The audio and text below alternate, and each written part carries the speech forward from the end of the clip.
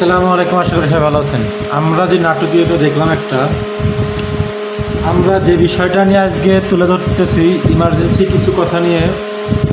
আমাদের এই বাংলাদেশে যেভাবে নাটকীয়তা চলতেছে, এই সরকারের যৌথ প্রযোজনায় এনসিপি এবং এই সরকারের যৌথ প্রযোজনায় আওয়ামী লীগকে নিষিদ্ধ করা হইল।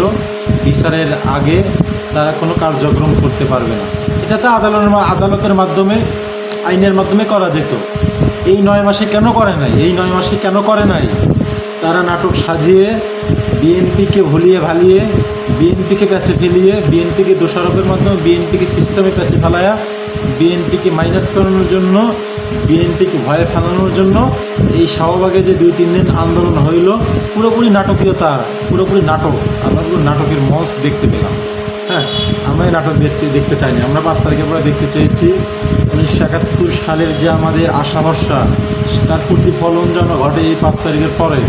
আমরা এই 9 মাসে দেখতে পাইনি কোনো বিচার, কোনো সংস্কার, কোনো উন্নয়ন, সাধারণ মানুষের ভাত খাবার এবং থাকার মৌলিক অধিকার, তাদের যে একটা সাধারণ মানুষকে বেঁচে থাকার জন্য যাবতীয় যা দরকার, এই সংস্কার বা এই সমস্ত বেকারত্ব,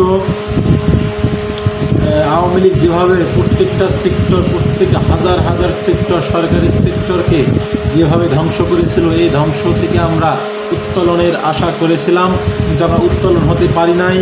বাংলাদেশের মানুষ, সাধারণ মানুষ আগের মতোই জীবনযাপন করতেছে, এটা আমরা দেখতে চাই নাই। এই এনসিপি নতুন তরুণদের যে দল, আমরা তাদের উপর অনেক আশা ভরসা ছিল। তারাও এখন দুর্নীতিতে, চাঁদাবাজিতে লিপ্ত, টেন্ডার বাণিজ্য, নিয়োগ বাণিজ্য, বদলি বাণিজ্যে নিয়োজিত, পুরনো ধারায় তারা নিয়োজিত।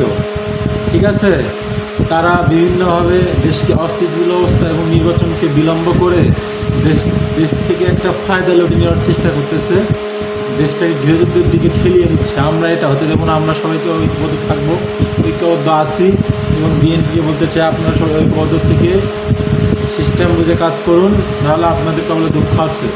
আমি নিরপেক্ষভাবে কথা বলতেছি, দেশের স্বার্থে, স্বাধীনতা সার্বভৌমত্বের স্বার্থে, দেশের 20 কোটি মানুষের স্বার্থে। এটা কোনো 1000 কোটিপতি দুর্নীতিবাজদের জন্য না, এটা সাধারণ মানুষের জন্য কথা বলতেছি। এটা আমাদের খুব মনে রাখা দরকার।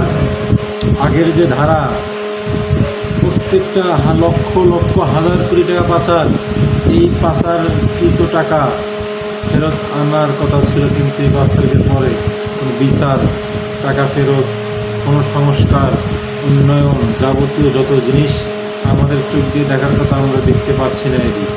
শুধু সরকার নিজেদের স্বার্থ হাসিল এবং নিজেদের ফায়দা হাসিলে তারা ব্যস্ত। ঠিক আছে, আগের মধ্যেই সব চলতেছে, এটা আমরা হতে দেব না। আপনারা সবাই ঐক্যবদ্ধ থাকুন, দেশকে বাঁচান, দেশের স্বাধীনতা সার্বভৌমত্বকে বিপন্ন করবেন না। দলমত ঐক্য নির্বিশেষে সামনে যেন একটা দলীয় এবং জনপ্রতিনিধি ভোটের মাধ্যমে, জনপ্রতিনিধির মাধ্যমে দেশটা পরিচালিত হয়।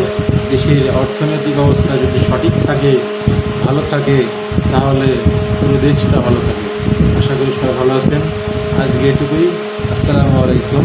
ভিডিওটা সবাই দেখবেন, আশা করি দৈনিক ভিডিও পাবেন ইনশাআল্লাহ। আসসালামু আলাইকুম।